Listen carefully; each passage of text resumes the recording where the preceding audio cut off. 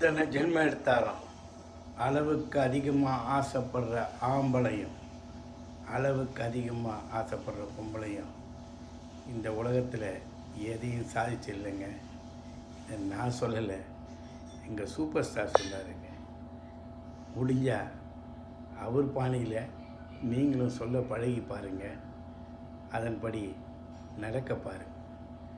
ஒரு தடவை சொன்னால் 100 தடவை சொன்ன மாதிரி இந்த டைலாக்கு எங்கேயோ கேட்ட மாதிரி இருக்குமே.